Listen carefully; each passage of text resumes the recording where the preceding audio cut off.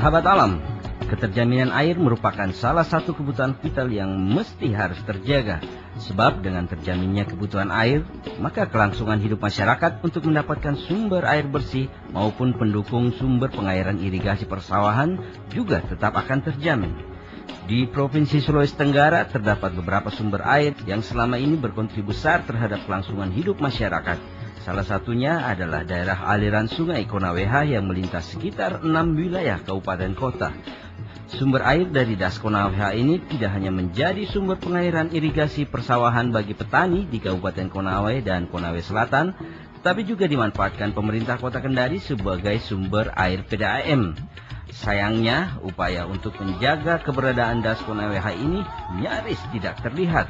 Pemerintah dan masyarakat cenderung hanya memanfaatkan keberadaan das tanpa memikirkan adanya pengelolaan kolaboratif yang saling menguntungkan.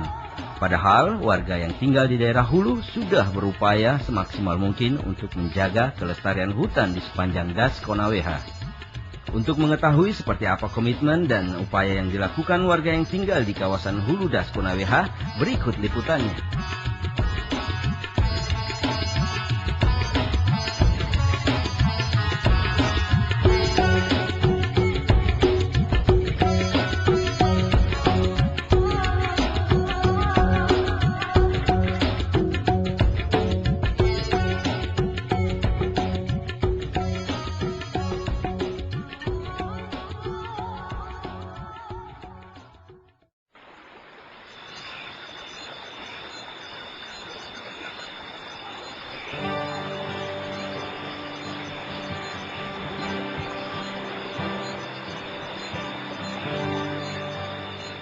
Daerah aliran sungai atau Das Konaweha merupakan daerah aliran sungai terbesar yang ada di Provinsi Sulawesi Tenggara.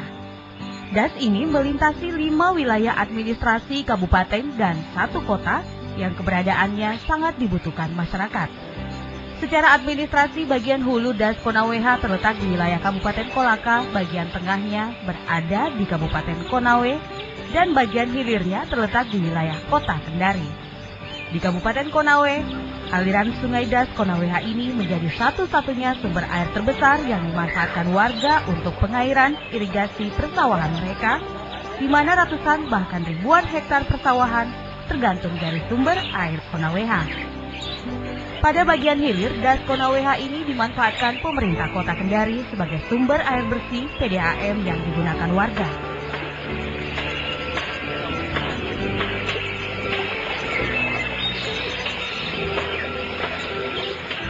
Keberadaan Das Konaweha kini mengalami banyak tekanan akibat tingginya aktivitas perambahan hutan di sepanjang aliran sungai, sehingga debit airnya setiap tahun berkurang.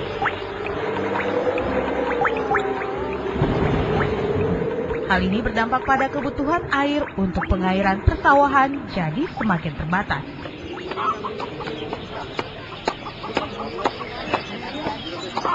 Masyarakat yang tinggal di bagian hulu Das Konaweha seperti di Kecamatan Ulu Iwoi, Kabupaten Kolaka, sangat menyadari pentingnya menjaga kelestarian hutan di kawasan hulu demi keterjaminan air bagi warga yang tinggal di bagian tengah dan hilir sungai.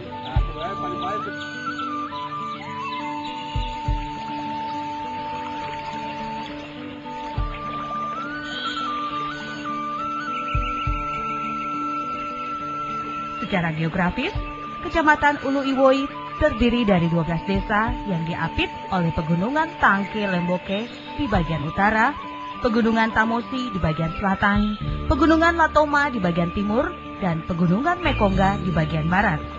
Di kecamatan ini terdapat kawasan hutan yang dikategorikan sebagai hutan lindung dan hutan produksi.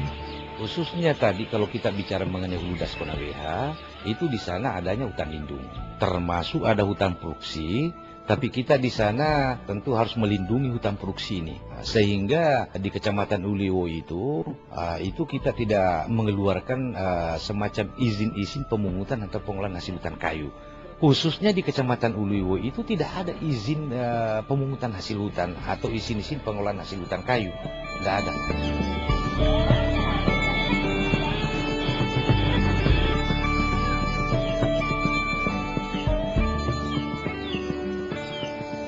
Umumnya warga yang tinggal di Kecamatan Ulu Iwoi berprofesi sebagai petani coklat dan sebagian lagi bekerja sebagai pencari rotan dan petani madu hutan.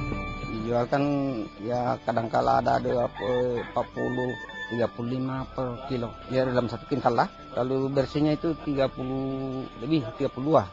Ya kalau 10 ikat, kalau 10 ikat itu ya mungkin ada 900. Kadangkala 1 ton. Tapi paling bersih itu 900.